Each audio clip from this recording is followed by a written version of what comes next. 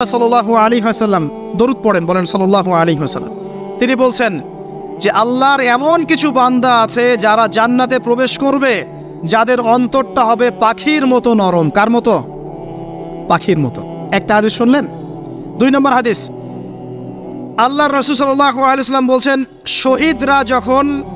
শহীদদের আত্মা যখন আল্লাহর কাছে পৌঁছায়, আল্লাহ রাব্বুল আলামিন সেই আত্মাগুলোকে সবুজ রঙের কিছু পাখির মধ্যে প্রদান করেন এবং সেই পাখিগুলো আরশের নিচে লণ্ঠন আছে, এখানে বসে থাকে এবং তারা জান্নাতের যে কোনো জায়গায় যায়, ঘুরে খাবার খায়, আবার ফিরে আসে। আল্লাহ পাক তাদেরকে বলেন যে তোমরা কি চাও, তোমরা কি চাও? শহীদরা কিচ্ছু বলতে পারে না। কি চাইবো আল্লাহ, এত নিয়ামত দিয়েছেন, কি চাইবো? যখন আল্লাহ বারংবার প্রশ্ন করতে থাকেন, তোমরা কি আর কিছু চাও, তোমরা কি আর কিছু চাও, তোমরা কি আর কিছু চাও, তখন শহীদরা শেষে বুঝে যে আমাদের কিছু না কিছু তো বলতে হবে এখন। তখন তারা বলে,